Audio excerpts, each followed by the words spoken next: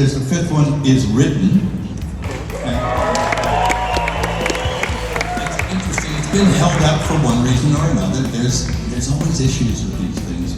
Why it's being held up, it just won't get made for some reason or other. I can't even explain why. But Danny's around. Yeah. I gotta get Danny. I saw him this morning. It was good to see him.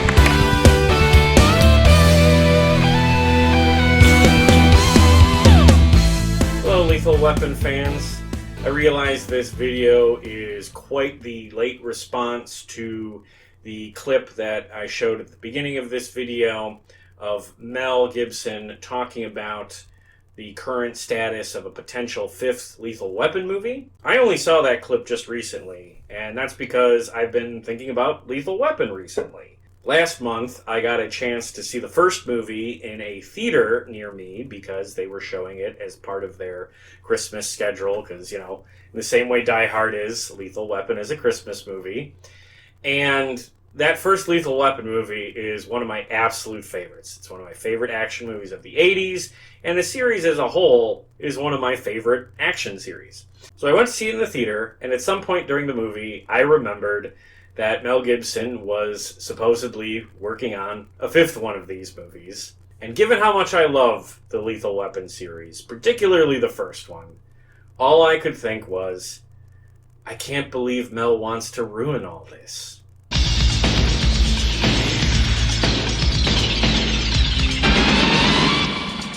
Okay, that's being a little dramatic. I just couldn't shake the frustration over the idea that Mel wanted to make another one of these movies after the original series had concluded so perfectly. Lethal Weapon is a fantastic series. The first two movies are genuinely great 80s action. And although not as great, I would say Lethal Weapon 3 and 4 are both pretty good. Alright, Lethal Weapon 4 gets a little wonky, but it has its highlights. In particular, the conclusion. What Lethal Weapon 4 did really well was stick the landing. The end scene is not just a strong close to that movie, but a good conclusion to the series as a whole. So, Lethal Weapon 4 is already an effective lethal finale. This is not a series that's begging to be wrapped up. There are no more loose threads. So before I get into the reasons why I don't want a fifth Lethal Weapon movie, let's talk about the things that make these movies work. For starters, phenomenal cast. Great protagonists, great supporting cast, and great villains through all four movies. In fact, the cast gets better from movie to movie as they add principal players in each film. I mean, the tagline for the fourth one is literally, "The gang's all here." Also, you have some of the best action set pieces of its era. And even that fourth one, which again is a little wonky, that car chase where Mel's being dragged behind the house on the freeway, that is fantastic stuff. That's one of the best car chases of the 90s. And another thing I love about these movies, the soundtracks. All four of these movies have some of the best soundtracks from their era. You have these lush orchestral scores from Michael Kamen. You have that sax riff that is so iconic from David Sanborn. And then you have Eric Clapton, who brings in collaborators for those pop rock songs that play over the intro and ending credits. All four movies have great soundtrack songs. You got that Honeymoon Suite in the first movie. You've got Clapton doing Knocking on Heaven's Door and George Harrison's Cheer Down over the end credits. Sting and Clapton doing It's Probably Me at the start of Lethal Weapon 3. Clapton and Elton John doing Runaway Train over the end credits of Lethal Weapon 3. Oh, and that trailer music, which I don't even know how to describe it. What is that? Styx? He's a criminal's worst nightmare. A cop who enjoys the danger. Yeah, that's just so great. And these soundtracks are such a big part of what makes these movies work. So all this to say is that there is a very, very high bar for making a proper Lethal Weapon movie. And the rest of this video will be my reasons for why I don't think that bar can be cleared by really anybody at this point. Okay, so the current idea for a Lethal Weapon movie that Mel Gibson wants to make is based on a script called Lethal Finale that original series director Richard Donner started writing at some point. He did not finish the script. Shortly before Donner passed away, Mel met with him and they worked on getting that script completed. Since Donner passed, Mel worked with another co-writer to make adjustments. And that's really all I know about the script that Mel is working with. He presented it to Warner Brothers at some point in the last year or so, and the studio decided they did not want to make it. So let's talk about some of the factors that might have influenced Warner's decision to not make this film. Let's get an easy one out of the way first. Lethal Finale?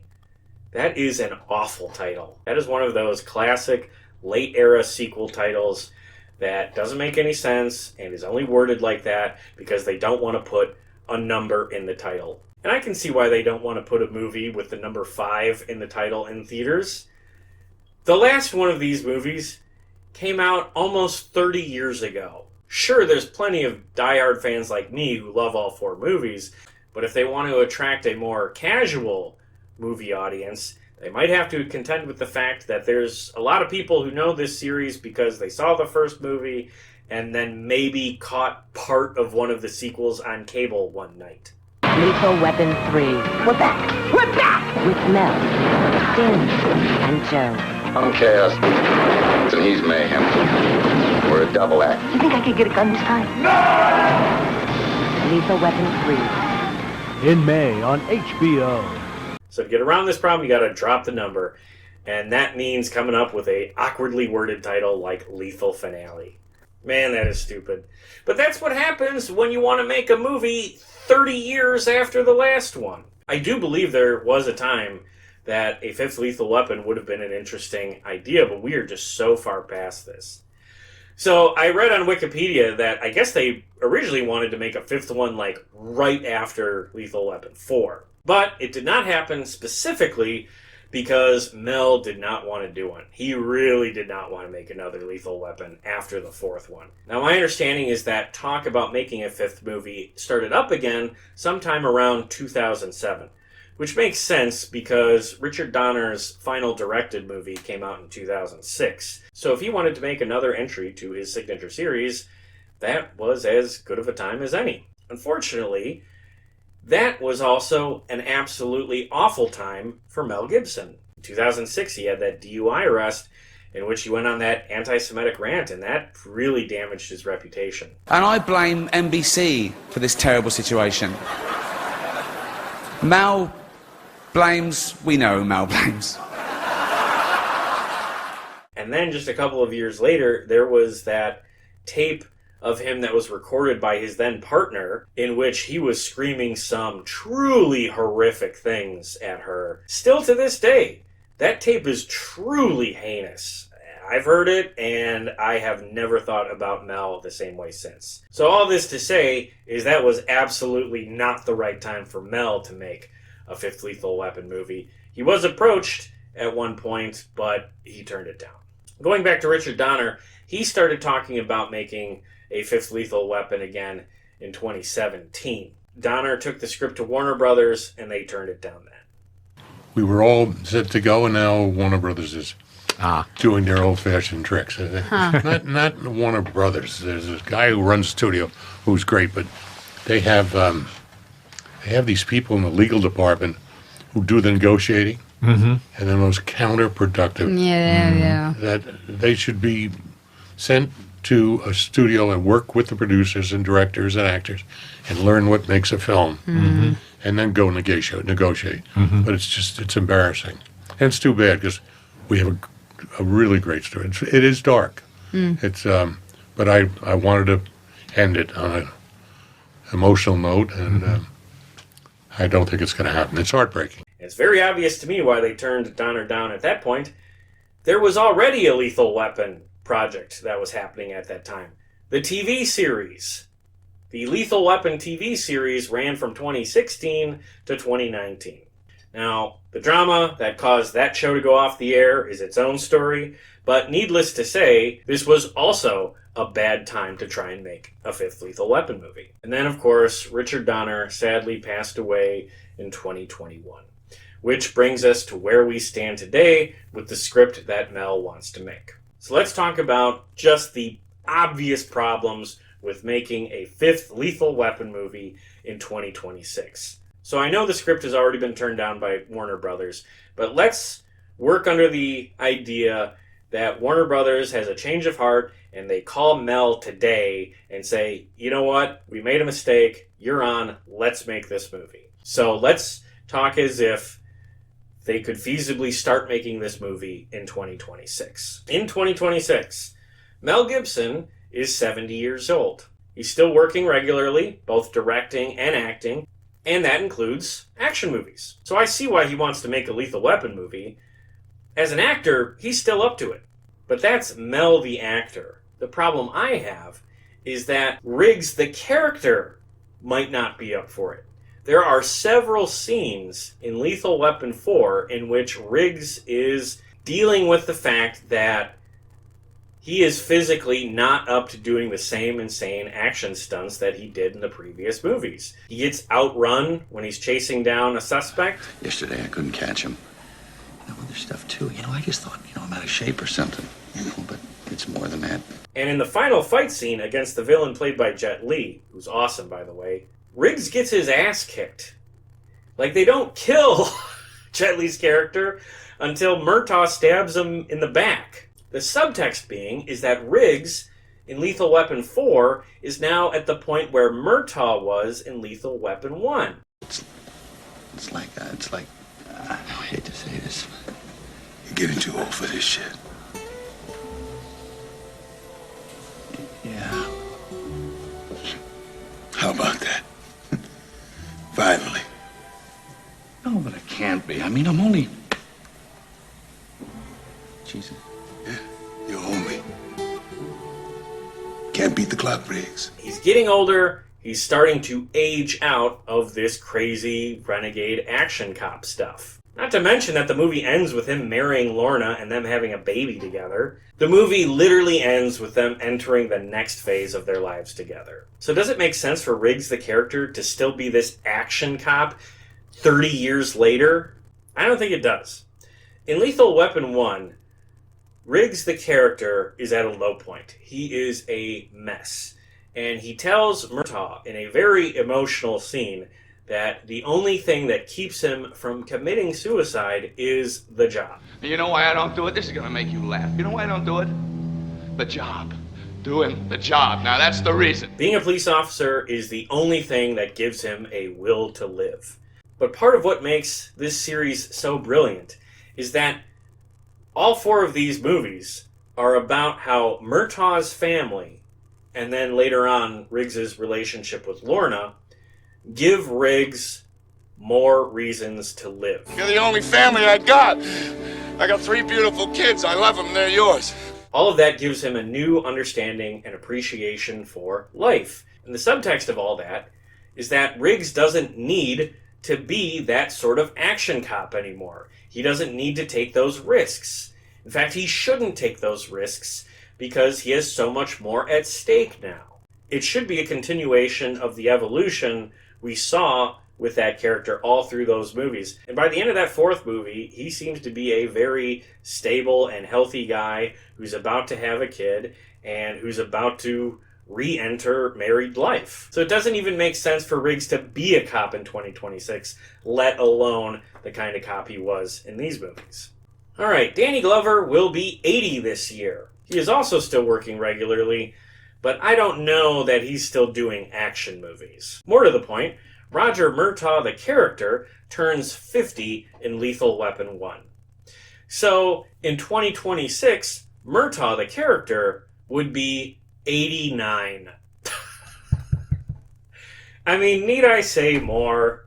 Like, I know there are these occasional little news stories about guys who stay working as cops into their 90s, but that's not the Murtaugh character. His family was excited about him retiring in Lethal Weapon 3. And in Lethal Weapon 3, he decides not to retire and he says, I'll keep doing this for another 10 years.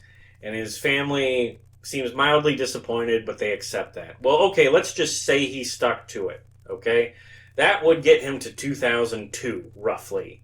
It's been over 20 years since then. So, no, I don't think his family would have approved of him staying on as a cop forever. Especially because, again, at the end of the fourth movie, he's welcoming a new son-in-law into the family, and his daughter is about to give birth to his first grandchild, literally about to enter the grandpa stage of his life. So I don't have any idea what the Murtaugh character would have to do in an action movie in 2026. It just doesn't make a lot of sense to me. Joe Pesci is 83 and largely retired. He reemerged in The Irishman a couple of years ago, which was a big deal, and you might be surprised, but he also showed up in a movie called Day of the Fight and a TV series called Bupkis in 2023. So he's not as retired as he had been. I imagine if they actually started making this movie, you could get Joe Pesci to be a part of it. Now, in my opinion, I would think that the Leo Getz character would have to be reduced to a cameo. You couldn't have him in the movie in the same way he is in these movies. I think the best way to do it with Leo Getz would have him be living in a retirement community, not a nursing home, just a retirement community of apartments where, I don't know, he scams the other residents at cards or something, and, you know, Riggs and Murtaugh come and visit him, and they do a little comedy bit for like one scene, and then you don't see him again until the very end of the movie. Something like that. Like I said, basically just a cameo, because I think he was a little overexposed, especially in Lethal Weapon 4. And I don't know if his comedy shtick works in 2026. I think if you brought him back for anything more than a cameo, it would not play very well. But the point is, he could be a part of the production. As with the character, Lorna Cole. Renee Russo will be 72 this year. She has not been in a movie in a couple of years. The last time she was in movies was back in 2019, and seems to have sort of a take it or leave it approach to her career at this point. But I do believe you could get her to be in a fifth Lethal Weapon movie. And then there's Darlene Love as Trisha Murtaugh. Darlene Love will be 85 this year. Now, she has not been in a movie since 2020, but she does still tour. You have to remember, Darlene Love is primarily a music artist, but she has been on TV recently. She performed her version of Baby Please Come Home for the Christmas episodes of The Tonight Show in the last couple of years. She did that with Little Steven, and that was awesome. So I do think she is also someone you could get to be in a Fifth Lethal Weapon movie. She didn't get a whole lot of screen time in these earlier movies, so I imagine if they brought her back for a Fifth Lethal Weapon movie, she wouldn't be asked to do a whole lot. And I think that'd be fine. Okay, and that brings us to Chris Rock as Detective Butters. Chris Rock is 61 this year, and he is still working regularly, so definitely someone that would be available for a Fifth Lethal Weapon. But here's my hot take. I would prefer if they didn't get him, because I didn't think he brought a whole lot to Lethal Weapon 4. You already had Joe Pesci for comic relief. I don't know why they felt the need to put Chris Rock in the movie to basically just do his stand-up routine in the scenes of the film. And even if I did, I would not talk to that Afghan ass for 3 hours. I won't talk to my daddy for 3 hours. It reminded me of Dennis Leary in Demolition Man, just showing up to do his stand-up bit on camera. But that movie is so ridiculous that Dennis Leary doing that, it actually kind of works. In Lethal Weapon, you have Chris Rock doing the same thing, and it just doesn't play. At least not for me. And besides that, if you did bring Chris Rock back for a Fifth Lethal Weapon movie, his character would also be past the age of retirement for a police officer, so I don't really know what you would do with him anyway. Okay, and then the last actor we'll talk about, Steve Cahan, who played Captain Murphy in all 4 films. Unfortunately, Steve is not available for another movie because he passed away in 2019. And besides that, he hadn't been in a movie since 2006, and that was 16 Blocks, which was Richard Donner's last directorial effort. Steve is Richard's cousin, by the way. Learned that while doing research for this. Now, you might think a 5th movie wouldn't need Captain Murphy, and I guess I would agree. The problem I have is that Captain Murphy is a big part of those 4 movies. All of the scenes he has with Riggs and Murtaugh are fantastic, because he's not just your one-note, I'm angry at my officer's captain. Like, he jokes around with them. You can tell he loves them, but they frustrate him. Like, there's really good chemistry, and you can see why so much of his career was playing a cop, because he was good at it, and he was never better than in these movies. If you want to see him play a boring, one-note version of that angry police captain, check him out in the aforementioned Demolition Man. Damn it, John, I'm tired of this Demolition Man shit. You are not supposed to come down here. You are not supposed to attempt the arrest of Phoenix single-handed. And you are not supposed to blow anything up. And that's it for the principal cast. Surprisingly, almost everybody is still available for a fifth movie. But that doesn't mean you should make one. The most famous line from these movies is, "I'm too old for this shit." And that simple phrase sums up everybody I just talked about. They're all too old for this shit. And because of that, this very line would be used against a fifth film in every single write-up about it. I also want to briefly touch on the age and availability of some of the major players off-screen for this series. Start with an obvious one, director Richard Donner. He directed all 4 films. He's one of the greatest directors of all time. As stated earlier, he passed away in 2021 at the age of 91. And also, like I said earlier, he hadn't directed a movie since 2006. Lethal Weapon 4 was actually one of his last movies. After that, he moved into production work. Now, of course, Mel said that he would direct the 5th movie, and he is a very accomplished and competent director, but that doesn't mean he would match Donner's directorial style. No disrespect to Mel as a director, but I'm not going to assume he can just magically do the job that Richard did for all 4 films. Okay, I talked before about the soundtracks of these movies and the 3 major figures in putting those soundtracks together: Michael Kamen, David Sanborn, and Eric Clapton. Well, sadly, Michael Kamen passed away in 2003, and David Sanborn passed away in 2024. Eric Clapton is still with us. He's 81, and he is still working, still touring, and actually still recording albums. So you could probably get Clapton back, but you would have to get a new composer. And that is a shame, because this series was blessed to have one of the greatest film composers of all time working on it, Michael Kamen. Anyone who likes action cinema knows that Michael Kamen is God tier. This man created so many incredible film scores, and he would not be easily replaced. And as far as Clapton goes, one of his strengths on these soundtracks was bringing in quality collaborators to basically duet with, like Sting and Elton John. So based on who Clapton has worked with in recent years, I imagine a 5th Lethal Weapon movie would have a theme song in which Clapton duets with Van Morrison. And you can probably guess what they would sing about. Speaking of that, we will move on to the most unfortunate part of this video, politics. Yes, we have to talk about politics. Apologies in advance, but it's not something I can get around here. You see, all 4 of these movies have varying degrees of political undertones. More to the point, liberal politics, not leftist politics. Don't get me wrong. At the core, all 4 of these are very much propaganda, but the social commentary in these movies is very much in line with the beliefs of your classic 90s era liberal Democrat, a Clinton voter. Now, you might not think that's important, but it is. It is what binds these movies together. This is something that all 4 films have in common, and it's part of these films' identity. Much like how the Death Wish movies have a very conservative social commentary through all of those movies. Could you have a Death Wish movie with a scene in which Paul Kersey rants about how the criminal justice system is too hard on people who are accused of crimes? You know, sometimes the law works. Yeah, right. No! Absolutely not. That would just not work with the philosophy of that series. And that's fine. I don't agree with the politics of those movies, but I still love them. There's a lot of movies with right-wing politics that I absolutely love.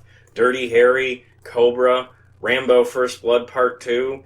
I don't necessarily agree with whatever the film is saying, but I still love watching it. Now, if you're someone who's more conservative, I hope you would take the same approach to Lethal Weapon, because these movies are a lot of fun. And the politics and social commentary in the films is not overbearing nor offensive. At least not to anyone who's being reasonable about it. But let's talk specifics. First, in all of these movies, there are liberal slogans shown in the background of scenes and also in the dialogue. What's that you eating, Dad? My tuna fish sandwich. Tuna? Daddy, you can't eat tuna. I can't eat Look, what? Dad killed Flipper. We're boycotting tuna, honey, because they kill the dolphins that get caught in the nets. Nothing exciting, but I...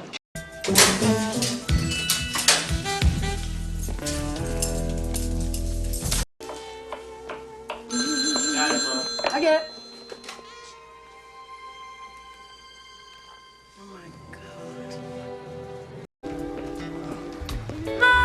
Hey, congratulations. Look at you. Captain Murtaugh. I don't really know how to say this, but you really inspire me. South Africa, Raj, the home of the Kruger ant. Yeah, among other things. Oh, well. It's the master race. What's your name? What's your name? Pierre von Wersch. Oh, fuck, I'll just call you Adolf. I'll make a deal with you, Arjun. Arjun, is that a Aryan? Mama says police misshoot black people. Is it true? Yeah, is it true? Is that true? Yeah, is it true? Is that true? Is it true? Maybe we true? give the kids some true? ice cream. Ice cream? You like ice cream? You know why it's going to be such a little gold mine? Do tell me. Because nobody wants to live next door to people like you anymore. You're a menace to society, Tyrone. Jack, I came out here to do business, not be insulted by you. Who's this joking? I don't know, spokesman for the NRA, maybe. On an individual basis, none of this is even remarkable. But taken all together, you see a pattern. Because every one of those lines was a choice. Every one of those placards in the background was a choice. They didn't drive through a neighborhood and accidentally get some politician's campaign sign in the background. No, everything on screen was a deliberate decision from the filmmakers. And they did that to convey a message. This is literally the language of film, and it's a common thread in all four films. But the real politics of these movies are the stories themselves. The very plots of these movies are all centered around, I would say, liberal-leaning social commentary to varying degrees. And very quickly, I'll go through each one.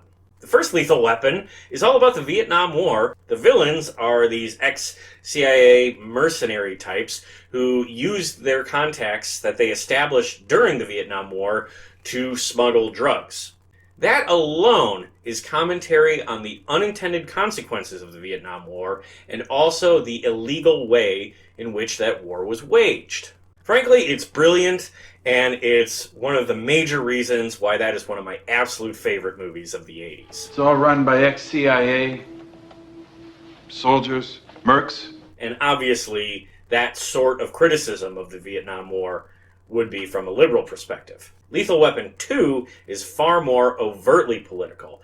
That movie is all about the racist apartheid in South Africa. The villains are all Afrikaners who are openly racist, and one of them is even revealed to be the man who murdered Riggs's first wife, driving home the point that these people are pure evil. I mean, you literally have a scene where Murtaugh and Leo go to the South African consulate just to stir up a scene and get in an argument with these guys. Free South Africa, you dumb son of a bitch! You dumb son of a bitch! You also have a scene in which Riggs is holding a sign that says "End Apartheid." Again, these are choices. The film is making a statement here. The third film is less overtly political, but it's still there. That movie is all about gun violence, and they do it in a pretty clever way. The plot of the movie surrounds new armor-piercing bullets called cop killers, and the film is all about how awful it is for police that there's all these guns out on the streets. You see what I mean when I say 90s era liberal ideas? I mean, there's a plot point in the movie where Murtaugh shoots his son's friend because his son's friend was in a gang and had a gun with those cop killer bullets, and Murtaugh is absolutely destroyed over what he did. And there's a scene later in the movie where a young, fresh-faced, rookie cop goes with them into a shootout, and he gets gunned down by the villains. And Murtaugh refers to him as another baby. Another baby. Again, the message being that it's so dangerous for police, specifically, with all these guns out on the streets. And then you get to the villain of the piece, who is an ex-cop. Check out this little exchange between Captain Murphy and Lorna about the guy. Jack Travis. Who? Lieutenant Jack Edward Travis. He was one of us. One hell of a brutal cop. He could beat a confession out of One anybody. hell of a dirty cop. I've never seen so many suspensions and reprimands and charges of misconduct. Yeah, well, he's also as tough as they come. What the fuck? Murphy, that is not the point here. I don't think it was intended that way, but it's a very critical commentary on the attitudes cops have towards their fellow police officers who overstep their bounds. If it was intentional, that dialogue is very critical commentary about police leadership. And finally, the fourth movie, another overtly political movie, which is all about illegal immigration, specifically the plight of illegal immigrants. The villains of that movie are human traffickers who exploit migrants into slave labor. And it also includes this bit of dialogue. Yeah, they'll claim asylum. Say they were persecuted like everybody else, and we'll send them packing. Cost you and me a goddamn fortune. What happened to bring me your tired, your poor, your wretched masses yearning to be free, huh? Now it reads no vacancies. I guess your parents were Native Americans. Yeah, tell me that's not relevant today. Now, in all fairness, I will say there is one moment of true right-wing commentary that comes in the first movie, and it comes from Riggs. Someone was in bed with Amanda Hansack the night she died. Right, up till now we assumed it was a man. Okay, suppose it was Dixie. Okay, disgusting, but okay. Yeah, that moment is odd and out of place. I would bet my bottom dollar that Mel improv'd it. Shit, I would borrow money to make that bet. Doesn't really fit with the Riggs character of the later movies, given how many goofy and good-natured gay jokes he made with Murtaugh. I don't believe that the character Martin Riggs is an actual homophobe. Now, the actor who plays him, well, that's another story. Speaking of that actor, everybody now knows that Mel Gibson is full MAGA. I'm glad Trump's here at the moment. You know, it's like Daddy arrived and he's taking his belt off, you know? So the question is, would he be able to direct a film with the same social commentary that you find in the first four? And I think the obvious answer there is no, not just because of how he votes, but he was literally appointed to be a special ambassador to Hollywood by President Trump. He did. I found out I was some kind of ambassador at the same time as you did, probably on a tweet. So I was surprised, but hey, I'm ready, willing, and able to be of service in any way I can. I don't know what that title means. I don't know if he's actually going to do anything in that role, but rest assured, he's not going to be making any movies that counter the philosophy of the president that gave him that role. Hey, I'm here to be of service. And you might say, good, if you agree with Mel's politics. Well, here's the thing. It's not the actual politics I care about. Again, a Death Wish movie with a liberal message wouldn't work. So to me, a Lethal Weapon with a conservative point of view, or even a non-political point of view, wouldn't work as well as these, because these movies all have something to say, so a fifth one should as well. And for what it's worth, the original writer of the first movie, Shane Black, wrote a script for a fifth Lethal Weapon movie that included this kind of thing. It was back in 2007 or 2008. He wrote a script that you can read online, and the plot is about some crooked defense contractors who are smuggling antiquities out of Afghanistan. In 2007, 2008, that is a great idea for a fifth Lethal Weapon movie that would absolutely line up with the social commentary of the first four. But obviously, it's too late for that now. That is also one of the scripts that Mel previously turned down. Alright, let's wrap this up. The main point of this video is that late-era sequels rarely work. Movies like Beverly Hills Cop Axel F or Rocky Balboa are outliers. Most of these comeback sequels fall flat on their face. Did you like A Good Day to Die Hard? I bet you didn't. Or how about Indiana Jones and the Dial of Destiny? Or here's one from one of my favorite series, Rambo Last Blood. All of those movies include things that any fifth Lethal Weapon would be at risk of. In A Good Day to Die Hard, Bruce Willis was very obviously not interested in the project at all. Indiana Jones, Harrison Ford is just too old to be playing that role. And then there's Rambo Last Blood, in which I think Stallone lost track of who that character was. In the previous 4 movies, Rambo is basically mute. He doesn't talk much at all. But in that 5th movie, which Stallone was very much involved in the making of, he has lines all through it. He just talks too much. And to me, that is Stallone fundamentally forgetting or misunderstanding who that character was. I'm not going to dive any deeper into it now. I just want to make the point that given that Mel wants to direct a 5th Lethal Weapon movie, that is exactly the thing that I think he would be at risk of doing. Forgetting or misunderstanding what makes the Riggs character work. Look, I know he understands the character, but I don't necessarily have faith that he would be able to portray the character if he's in control of that character on both sides of the camera. And I'll close with this. When I heard that Mel Gibson wanted to make a 5th Lethal Weapon movie, I was reminded of a clip I saw on YouTube way back in the day in which Clint Eastwood was being interviewed on David Letterman's show. And Letterman half-jokingly asks Clint if he has any intention of making a 6th Dirty Harry movie. And Clint answered in the same way he does in most interviews when this question comes up. He makes a joke out of it and says, "Harry is retired. He's standing in a stream fly fishing. He gets tired of using the pole and ba-boom! Or Harry is retired and he chases bad guys with his walker. Maybe he owns a tavern. These guys come in and they won't pay their tab. So Harry reaches below the bar. Hey guys, the next shot's on me." Funny, right? But calling attention to the elephant in the room. It would be ridiculous. So going back to the article that I pulled that quote from, Clint continues with a more serious answer, saying, "Yeah, people ask me all the time. I guess if there was some truly great script or something, but it's hard enough to find good scripts at any time, let alone one you have to bend to make it fit some franchise." And that's key. It's all on the script. The 4th Beverly Hills Cop movie worked as well as it did because Eddie Murphy held out for years and years until he got the right script. Now, I am curious about the script that Mel wants to make. He said in that clip that it would be the best one yet, but that is a tall order.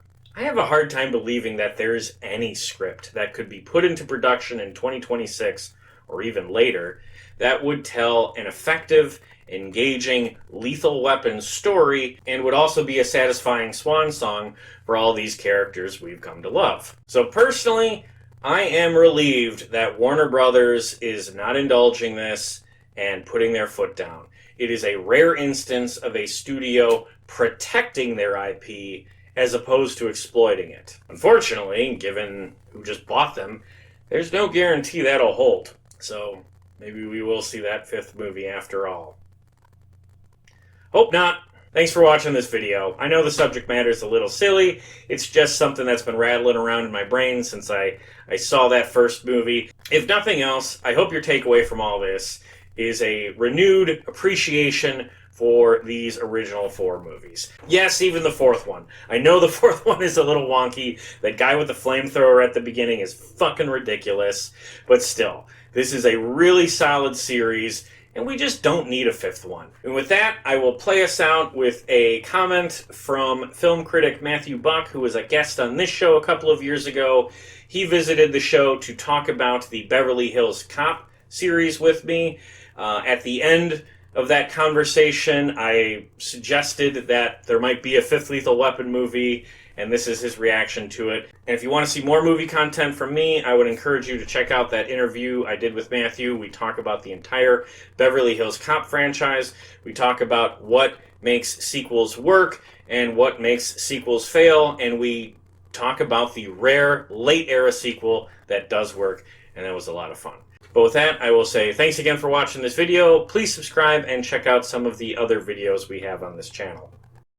I got it. I got it. What? I got it. And I remember. You got it. I remember. You I remember. You remember. Hey, don't do it. Don't let the earring fool you. Okay. Hey, we're back. We're back. Now that we've had Beverly Hills Cop 4 and we've talked about it, we've covered it, how excited are you for Lethal Weapon 5? No. No one wants Lethal Weapon 5. Apart from Mel Gibson, no one wants that. Like, it was pushing it by the fourth movie, let alone the fifth. Did you ever hear about what... That might even still be the damn script for it. Did you hear about what the script was for Lethal Weapon 5 at one point, where it was just... What was it? Riggs and Murtaugh going on a fishing trip, and then Riggs leaves Murtaugh behind on this boat, and then just does the movie by himself, and then the last scene comes back and joins Murtaugh on the boat. That would have sucked. No one wants it. No one wants to watch Mel Gibson in anything these days. Enough revivals. Make new things, please. We can't be all revivals all the time. At some point, you do have to stop playing the hits and make new ones. So yeah. No Lethal Weapon 5. Hey, thanks for listening. You know, there's no shortage of great content out there, so you choosing to spend some time listening to this show means quite a lot. If you're so inclined, please give this podcast a 5-star rating and a positive review wherever you get your podcasts. And share our links wherever you can. Or mention this show to anyone you know looking for a podcast recommendation. All of this helps us out a great deal, and I appreciate it. You can connect with us on social media too. We are at Play That Podcast on Facebook, Threads, Blue Sky, and even TikTok. Or we are at Play That Rock and Roll on YouTube and Instagram. Please post a comment and say hello. Finally, Play That Rock and Roll is a proud member of the Pantheon podcast community. So if you're looking for more music podcasts beyond this one, trust me, start with Pantheon. You won't be disappointed. Otherwise, I appreciate any and all efforts you take to support us here at Play That Rock and Roll. Be sure to join us next time for more great music and stories from the world of classic rock.